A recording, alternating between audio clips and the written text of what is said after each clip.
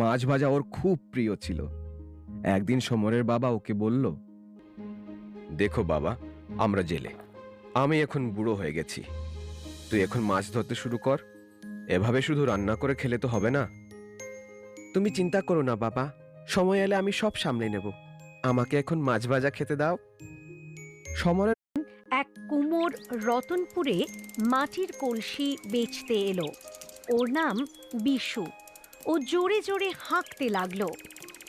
মাটির হাঁড়ি নিন, হাঁড়ি, নানান রঙের মাটির হাঁড়ি নিন। বিশু খুব পরিশ্রম করে হাঁড়িগুলো বানাতো। হাঁড়িগুলোতে রং বেরঙের নকশা করা থাকতো।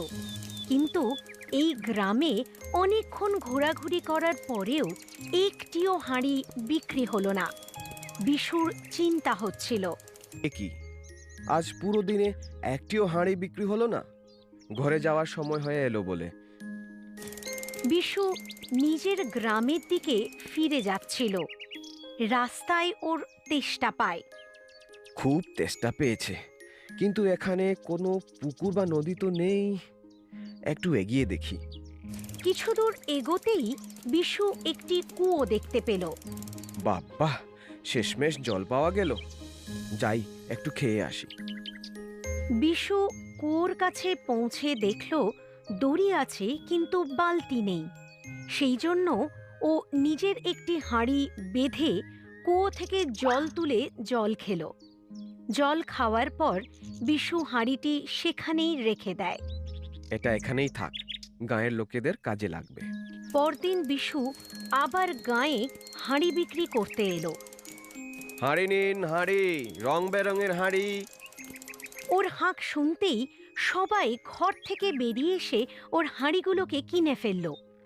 এই দেখে বিশু আশ্চর্য হয়ে গেল। বিশু খুশি মনে বাড়ি ফিরছিল, তখনই এক মহিলা বিশুকে বলল, প্রসাদ নাও ভাই। কিসের প্রসাদ বোন? আপনি জানেন না, আমাদের গ্রামে জলের ভীষণ অভাব ছিল, তাই সবারই খুব অসুবিধা হচ্ছিল। সবাই মিলে কুয়োর পুজো পর্যন্ত করেছিলাম। আর জানেন, সকালবেলা কুয়োতে এক জাদুর হাঁড়ি পাওয়া গেছে। কেউ জানে না ওটা কোথা থেকে এসেছে, কিন্তু এ কথা সত্যি যে হাঁড়িটি আসার পরই কুয়োর জল উপচে পড়ছে। পণ্ডিত মশাই বলেছেন যে এক পবিত্র মনের যাত্রী এই হাঁড়িটি রেখে গেছে। আমরা সবাই মিলে ওই যাত্রীর মঙ্গল কামনায় পুজো করেছি। এটা তারই প্রসাদ।